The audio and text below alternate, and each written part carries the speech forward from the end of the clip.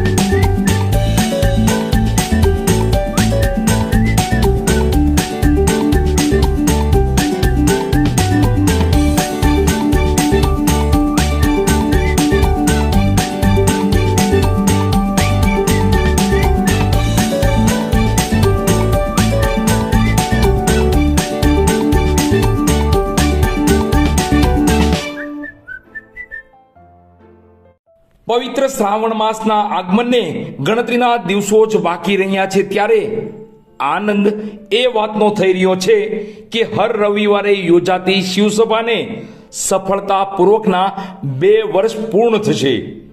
ત્યારે પોતાના રાજીપા સાથે શિવના ફળિયામાં અને શિવની સમક્ષ પૂજ્ય ભગત બાપુએ આનંદની લાગણી વ્યક્ત કરી હતી। દિવસે અને દહાડે શિવછોરુની વધતી જતી સંખ્યા સાથે શિવસભામાં બાળકો પધારી ધાર્મિક જ્ઞાન મેળવી રહ્યા છે।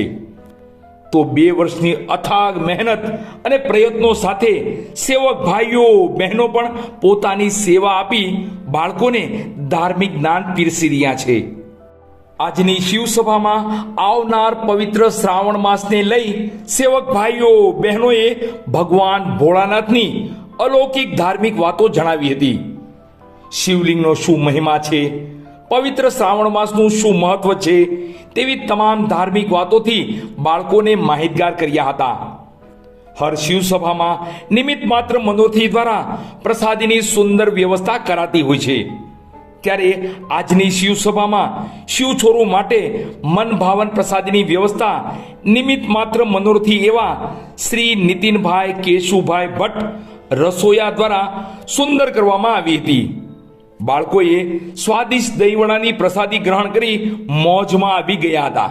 બીજું કે આજે તમારા માટે 2 વર્ષથી આપણી આ સભા ચાલે છે, પણ પહેલી વખત તમારા માટે નીતિનભાઈ રસોઈયા દહીંવડા લઈને આવ્યા છે, એના માટે જોરદાર થોડા વાત કરો। નીતિનભાઈને ગમે દીપકભાઈ નીતિનભાઈને બીજા દીપકભાઈ આવું બનાવે એટલે બંને ભાઈઓને ખૂબ ખૂબ ધન્યવાદ।